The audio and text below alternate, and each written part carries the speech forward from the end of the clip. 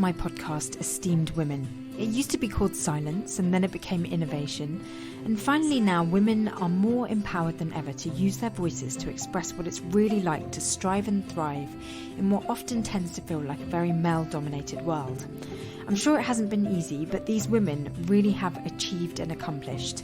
They truly are eSTEAMd women who have chosen careers in science, technology and innovation. They're typically go-getters, alpha females, hard-working, and maybe even a little bit perfectionistic. But on the whole, they've applied their talents and their skills to really make a difference. That was certainly my own intention when working as a mechanical engineer. In these episodes, you'll get a chance to hear about some fascinating innovations, but you're also likely to be inspired and uplifted by the personal stories and experiences of my amazing guests. So let's hear it from my STEM sister and incredibly esteemed woman, Dr. Samantha Strasser, a scientist and engineer. And honestly, those labels are an absolute understatement. My name is Dr. Samantha Strasser. I'm the Chief Science Officer and co-founder of Pepper Bio and a scientist and engineer by training. Oh, really? What's your engineering? So that's an interesting question because it's several. I started out in biomedical engineering and applied mathematics. Also have physics for a master's in the middle, and then my PhD is in electrical engineering and computer science. Oh, wow. Okay. So, gosh, that is like all the things that girls are stereotypically assumed not to enjoy. math and finding order for me was always something that I always really enjoyed. And I think I was in a fortunate spot where I had family that really encouraged me to pursue it. And I loved it ever since. And to me, it's bringing in biology is now my goal of bringing some order to in some ways, the mess that still is biology that we're trying to figure out how it works. So. Wow. Yeah. Actually, let me let that land for a bit, because maths, the reason why I ended up loving maths is because it is just so logical and so kind of orderly. And you're right, biology is like total chaos. How are you bringing them together? It's so for me, the way that I've seen it in recent years is that there's finally enough data and information that we can actually measure in biology, that we can now start to use the tool sets that we have in mathematics to now understand what's happening and to start to actually bring some complex models to the space because we have the data to draw from and start to tease out and bring that order. Full disclosure, actually, when I was in high school, I completely avoided biology. As much as I could, I focused on chemistry and math and physics and was like, oh, it's just too much unknowns in that space. And eventually came to realize that was part of the beauty, was that there was space to bring new insights to in a really big way, and it affected people at the end of the day. So what does your work involve? Like, how are you making an impact through your area of STEM? So big picture, the impact that I see myself making is bringing treatments to complex diseases. So helping patients at the end of the day through new treatment opportunities. The way that the work that I'm doing at Pepper and that I've really built in my career to getting to this point today is doing that is by leveraging that data that I referenced and computation to tease out new biological insights that can lead us to new treatments and also characterize potential treatments, so drugs and the like, to understand what they're doing, decide, is this a good treatment or a good drug or a good option? And so mathematics and data is a really kind of underpinning across both of those, what happens in disease and what does the drug do, to allow kind of my goal at the end of the day would be if there's a treatment from insights that I've contributed to that reaches a patient, that I would see that as success. So are you kind of like the step before artificial intelligence kicks in? We leverage artificial intelligence. So it's still actually a hybrid of that. So it comes to, a lot of the challenges in the field that we've seen are around what do we do now with this wealth of data that we have? And so one of the mathematical tool sets that is at our disposal today is artificial intelligence. as a way to better understand data and information, especially when it's really complex. I think that's a really fascinating part about mathematics and tool sets that we have today is they allow us to study and understand patterns that may not be innately visible to, say, just human inspection. And so for me, that's part of why I've loved the field, because it's a way of leveraging a tool set to see something that may be, by our own mind, non-obvious, but by using computation and artificial intelligence, we can tease out new patterns that can lead to new insights. You know, what's so fascinating about you is this idea that you have studied maths and physics, but also engineering, because throughout my career, I have noticed a real kind of tension between physicists and engineers. Have you experienced that tension, and how have you kind of resolved it? So I have a lot of friends who are physicists, full disclosure. We're still friends. The tension hasn't affected that. But no, I think what I've seen in my own study and own research, I've almost seen it more as a balance in some ways, and I would say tension, in that physics and math is, very focused on how do we get a new process to do something really effectively. And as you kind of trend towards more an experimental side, it looks at kind of further questions on application at times. I think it's a gradient though, right? I think there's different areas that people end up studying. I myself never fell on the more theoretical side of physics or of mathematics. I was more kind of shifted towards application. I have plenty of friends on the theoretical side, and I think we ask different questions, and they're all really important questions. And it's a matter of what, at the end of the day, you want to accomplish. So I love this idea that physicists and engineers can just get along, because there's so much fruitfulness in that happening. Oh, we all need each other. I think that's the fun thing to see too, is there's, and I think that's, across the board in a lot of fields, right? There is that tension, but that's part of how we get new insights as well. So I think that's, I revel in it when it happens and try to keep positive perspective on it. So the whole world of data and health and medicine is just so vast. Like, there's just so much to discover. And, just when you thought that you've discovered something, something else pops up. It's a bit like viruses. They're constantly mutating and outsmarting us. Is there like a section of health and medicine that you really laser focus on? So the focus that I've taken right now has been focused on how do we leverage the right data to understand complex diseases, and I'll kind of funnel that into a focus. So big picture, there's obviously a lot of diseases where there's really complex signaling that we don't understand how that works. And so historically, over the last 20 years, the genome has been this phenomenal focus, right? Great, amazing piece of information that is, humanity that we can now study and measure. But it's the starting point. It's the instruction set of what can happen. And so my work has focused on essentially how do we better understand the carrying out of that instruction set. So looking at data biologically, that's at molecular actors that are beyond the genome. So looking at proteins, molecular actors that genes tell you how to create a protein. So a protein is what actually carries out biological function. This protein can also further be modified by adding little molecular switches that change what they do. So they can do multiple different things. And so my work, where I've really honed in on, is how do we best study this functional end of biological signaling and integrate that with our understanding of data sets such as the genome. And the reason that ends up bringing us new insights biologically is a lot of diseases such as cancer and neurodegenerative diseases. We've already seen the implications of these kind of functional switches playing a role, but we don't quite know exactly how to tease out the implications of that. And so right now, the work that I'm doing is focusing on how to best understand this more functional data of biology and apply that to complex disease such as oncology, neurodegenerative diseases, and also inflammatory.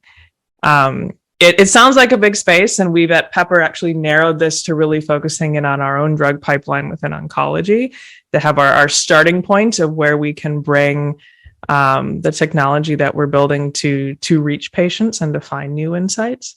But it's this really functional understanding that brings a lot of new context to how we understand disease. Wow, that's just so badass. Oh, thank you. Just, and to hear you describe it so articulately, it's really magnificent and inspiring to hear you talk about your work. There's often like a kind of distance between people who are in STEM and kind of just the regular human being, and do you ever find yourself in that halfway house between being this badass engineer, mathematician, physicist, biologist, and just being a regular human who cares about their health and has loved ones that maybe have compromised health? Like, do you ever have that kind of dual kind of existential reflection? Yeah, I guess I've never really felt it as being two separate parts. I think for me, the science and how I approach questions and understanding the world to me is a part of who I am at my core. So for me, I don't know, I guess I haven't actually seen a distinction between them. I think also for humanity as a whole, we all have different things that we enjoy and that puzzle us and that we focus on. And for me, that happens to be that kind of amalgam of those different fields you described towards the applications we've talked about. But I don't see that as really a separate for me. I think it fuels, it's a part of who I am. Like if I come home, I talk about what I'm doing with people I care about. People I care about and what I've experienced has motivated what I do. But I guess on the first half, I don't really see it as separate. And I think sometimes I also feel that talking to people in different fields, it's actually great to learn new questions and ways of approaching things. I think talking to people and getting insights is something that I've continually been reinforcing how important that is to me in terms of getting new understandings. And sometimes people outside of a traditional STEM technical field, because there's an infinite number of ways we can approach the world and how we're here as humans. And I think that's a remarkable thing of learning from people. But I guess kind of framing a part of what I said in terms of how family and the like has really motivated what I do in many ways. For me, kind of that goal of impacting patients was really an evolution over time that actually came from seeing the other side of healthcare when the industry fails patients in many ways. Mm-hmm. And so for me, when I was actually starting grad school, I had always loved the science and the questions and the puzzle, as I've talked about it, right? Of going after how do we find new insights in biology with all this complex data. But hadn't quite as acutely felt the human need for some of the insights that we needed at the end of the day for patients. Until early on in grad school, my father was diagnosed with frontotemporal dementia. And I had no idea what that disease was until that doctor's appointment, and very swiftly learned the realities that so many people today still face and their family members still face of when there's no treatments and you're sent home. And that for me really focused of what for me as a person, the impact that I wanted to have on the world was to see a way of changing someone else's future, to not have that answer when they go to the doctor, to not rely on, in many ways, that luck that hopefully the field has something for their ailment. And so in that ways, I guess was where it kind of comes full circle of that's now motivated why I've carried out the research that I've been studying, why I've founded the company that I'm at today, is to aim to solve that. So it really, a lot of ways, that personal life experience motivates what I'm doing on the technical side and vice versa in many ways. So Yeah, that's amazing. Like, it's for someone who has accomplished so much and been driven so passionately to get to where you are. There's always such a deeper motivation, and I can really sense your authentic need to really make a difference, and that's incredible. As I listen to you and kind of see you there on the screen, I do find your persona just really aspirational, in the sense that you're clearly really academic and really trailblazing in the STEM arena. But you don't look like a stereotypical STEM person. And I say this through sort of a bit of sort of like a cringe moment, because I would love to see more people like you in STEM, but the reality is that you are in a minority, particularly in physics. And so how have you sort of navigated that? I think a lot of it, I mean, I guess two facets. One, I know I owe so much to the people that have come before me. I feel that I've been in a very privileged position in many ways to have the ability to not feel singled out as a girl in what historically was a male dominated area.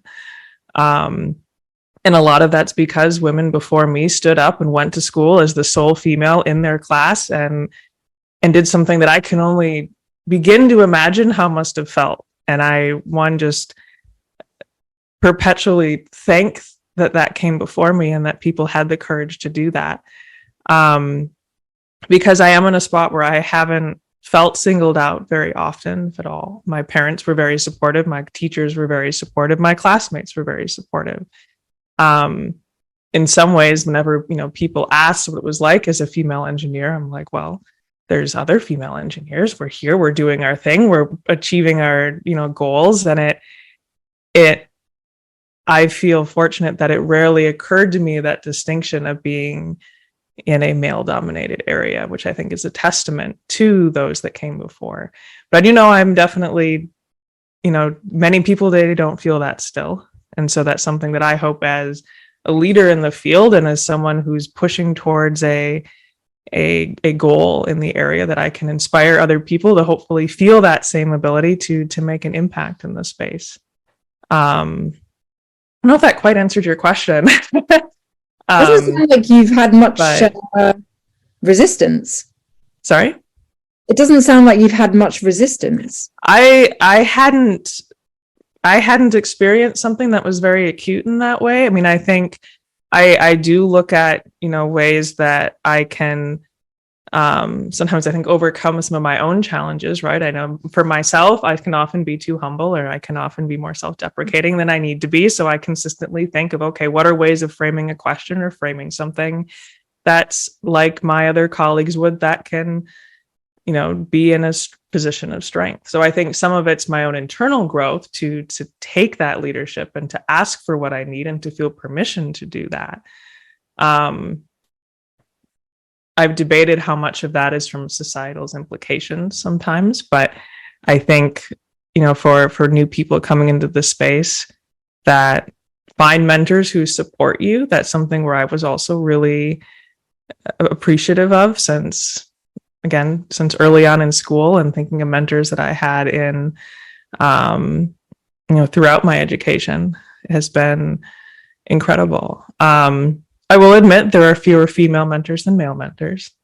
So that is something that I do think I'm looking forward to seeing change, to have more female role models for people such as myself and those coming after me to look up to, and to see their life experience and to see themselves reflected in that role model. But I've felt very fortunate And then again, kind of really admiring those that came before me that helped to pave the way to make that difference. But I know that my experience is not universal still, which is where there's still work to be done to help to change that tide and consistently still push for that balance that we need to have in the field. I've talked to many people, especially in theoretical physics, who have had very different experiences than my own, and it's challenging. And it's something where, avenues such as this to share and talk with people about it are phenomenal, because it's a way that we can start to learn what experiences are and know there's a support group out there as well. So you have such a calm, collected kind of vibe, and as I'm listening to you, I'm like, we don't need to have any problems. Like, I think when you have a very confident kind of attitude towards life, you almost just like a force field kind of, negativity just bounces off. That's my goal. Sometimes most of the time it's effective, not always, but yeah, it's the goal. You do give off that. Thank you. Kind of energy where I can't imagine someone like you ever going into self-doubt or having this means my goals are working, because that does happen. Yeah. It does, yeah, and it makes me smile that some of this helps me see that, because I do have a lot of personal self-talk internally to still, and sometimes if there is self-doubt, to work past that and to be confident and to say, no, there's another side to how I could look at this situation, and let's pick the positive one, because I'm the best advocate for myself. and let's make sure that I can put that positive perspective forward. So it really humbles me to hear that that's what you're observing, because I would say there's a lot for me that's growth towards also, bringing that confidence there, and from the support of others to also, finding people that are my own champions and that are encouraging is another huge facet to it, I would say. Yeah, I mean, definitely a theme that I have noticed amongst confident women is actually the strength to admit that sometimes they're not confident. I think that gives you confidence, because to say, oh yeah, I have moments where I'm really questioning what I'm doing and not really too sure of my path and things like that, I think is very empowering.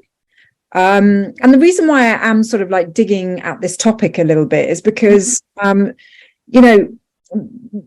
women are not incapable of doing STEM subjects, of taking physics, of taking maths, but they don't do it because of self-doubt. And sometimes it can be so massive in their head that it actually prevents them from making progress. Whereas you may have had those thoughts, but you have gone past them and not let them hold you back. Just seeing someone actually doing that, like as in having that approach, is really inspiring, because there are many times I have self-doubt. Well, it's a very human facet in some ways, right? Men, women, human, I think, in general. And I think given the fields in STEM fields progression, that there's more potential just bias that women may have more self-doubt, just given the lack of role models over time. But it's a very human facet, is what I remind myself of now and then, having doubt, and we move past it. And how do you think of overcoming it, out of curiosity? I have done a lot of self-introspection. Yeah.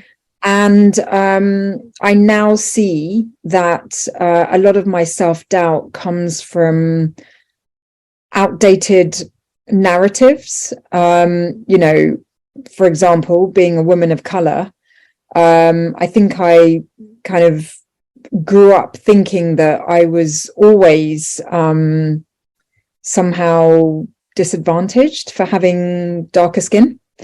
And that may or may not be the case, but it doesn't help me to drag that kind of assumption around. You know, if I'm in a situation where perhaps my color is affecting an opportunity, then I put in more effort to make sure that it isn't something that holds me back. And just having that kind of realistic perspective that sometimes, as someone who is underrepresented, that doesn't have to, I don't have to be in victim mode over that.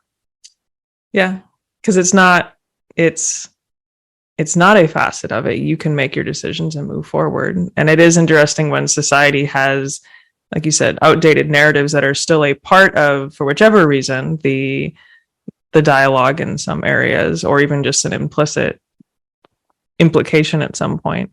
But yeah, that self-internal dialogue to move beyond and to acknowledge, no, this is not relevant. This is not something that needs to be internalized, and to acknowledge setting it aside, which isn't always easy, but is important. But you exude that, because, you know, when you talked about, you know, I've done physics, I've done engineering, I've done chemistry, there is no air about you that doesn't feel like you don't have a right to have done those things, and to be running your own business, and, you know, and so the questioning of, should she be there? Should she have done physics? Should she, like, it's just off the table, because you're just so like confident in the fact that you've done that and you really enjoy it, and you can tell that you're passionate about it. And so that whole discussion is just a non-discussion. That's good, because that's my goal. That is. And I think as women, I think we need that to be there, right? Because that can show, no, look, we belong here at the table. And we're very capable, and we can bring immense value as a team of men and women, and you know, people together as people on the planet. And I think that's, I somewhat credit my parents to having this people on the planet perspective since I was small. I think that's something that for me also just helped internalize that, is we're all humans. We're here on the planet to make change and to work together and to do what we're excited about. And it was never about skin color or race or gender. It was about doing something for humanity on the planet. Yes. And so I give immense credit to my mom and dad for that, as I think that foundation definitely influences my internal narrative. So I probably don't acknowledge often enough how much that's a foundation that's been huge. And not just a foundation for us as individuals, but I think corporations. You need because that. I think when you stay focused on the greater good, the kind of the larger purpose of something, everything else falls into place. Like, even when we were talking about collaboration and your friends who are physicists and you're an engineer, it's like when you have your eyes set on the bigger goal, it doesn't actually matter the labels, the finicky details. It's like, let's just all collaborate on this. Right. We want to get something really exciting done, and they're hard problems. And so let's figure it out. Let's keep our impact and focus of where we want to go, and let's make it happen. Absolutely. Yeah. Like, I've had discussions on this podcast about the gender debate, and I've had some women say, I am tired of talking about being female. I'm tired of like talking about the numbers. I just want to be recognized for the work that I'm doing. And I would love to get to a point where we are literally just talking about the work and the progress and the advancement. It's funny. I often think of it as I exist in these two states sometimes, because one, I fully agree with the sentiment that at some point it's like, the more we talk about it, the more I feel like there's a divide and a difference, because we have to keep talking about the narrative. But at the same front, on the other end of the spectrum, I am aware there are still challenges for many people. And so oftentimes the ways that we can help to change that is to talk about it. And so I think it is an interesting spot today because of those two areas. And I land on, we still need to have the dialogue because we're not there yet. But we do have to be cognizant of how we hold it, because it can sometimes, I think, bring us into a narrative and a mindset that maybe creates a divide. So I think it's interesting in its own right, because I do agree there are times when I'd say, yes, I'm a female, this is something that exists, so let's move on. But it's still, we're in a world where we haven't accomplished everything yet in terms of how we want to bring balance to an area that historically was not. And yeah, it's interesting. Actually, on that note,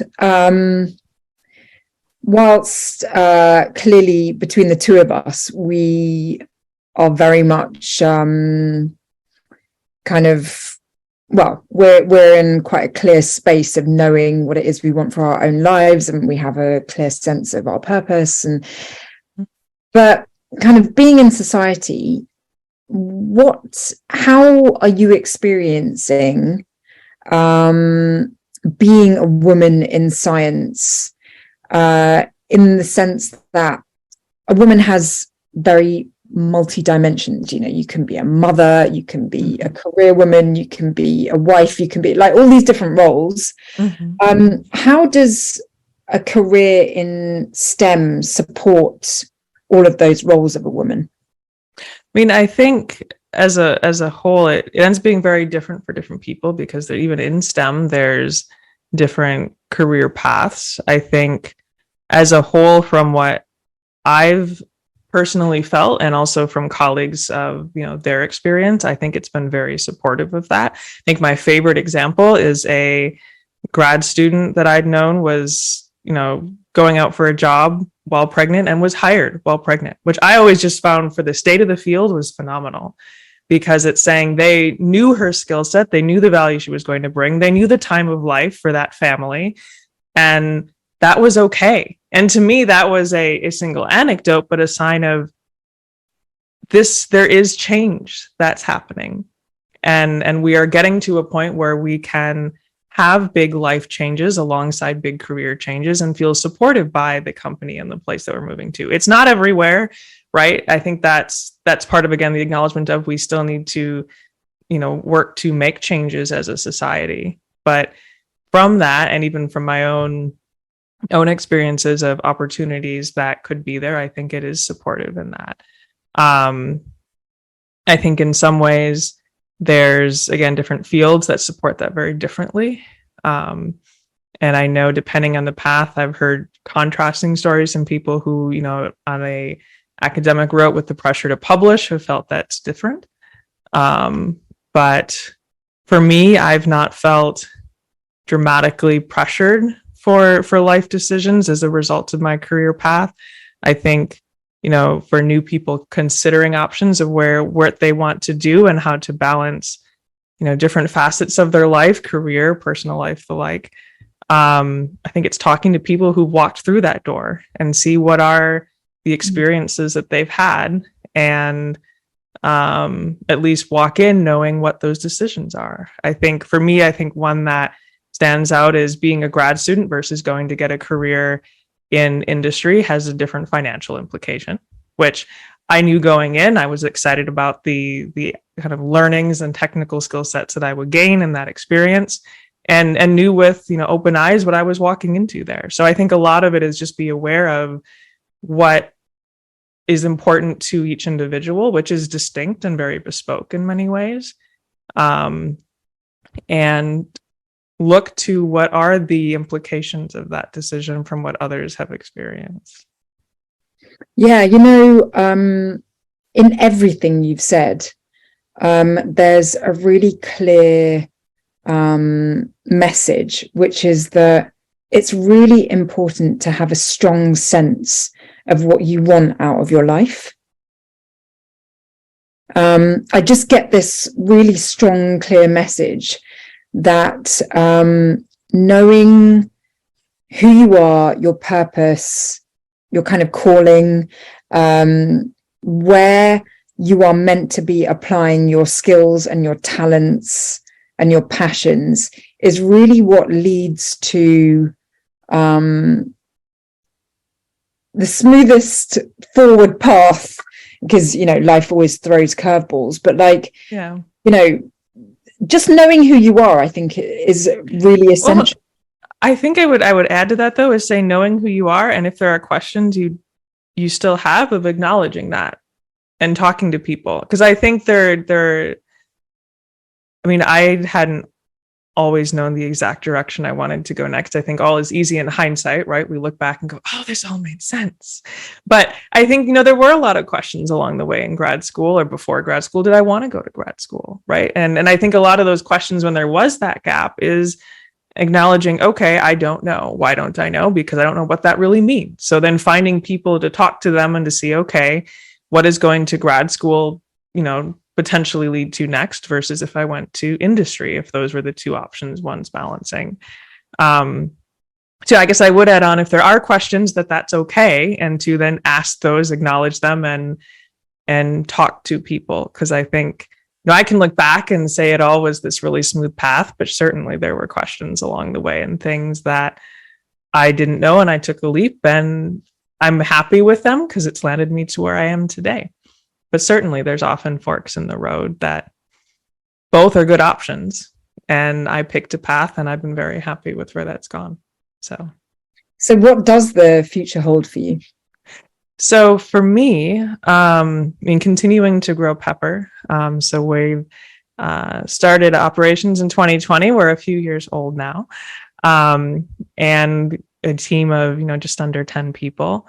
We're looking to continually grow the company and to build our own, a company as a drug discovery company. So the world's first transomics company with a computational core of what new value we can bring, coupled with our own drug pipeline to really reach that big picture goal of treating patients at the end of the day. And so for me, that future means, staying, building that company itself and the team and the people surrounding that, while also enjoying my time here in Boston with friends and family.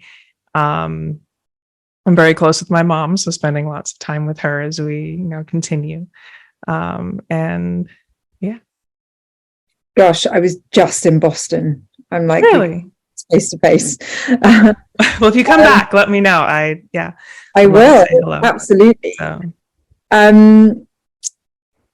That just sounds like so, I don't know, it's you just seem very at peace with what you're doing, and what you're doing is so important. I guess my final question for you is, how dependent are you on new technological advances? Because when you're talking about drug discovery and all of the data you must be handling, I'm thinking, gosh, quantum computing would really help, right? I have friends at a quantum computing company, and I keep telling them I want to be on your short list for when we can deploy the technology for drug discovery.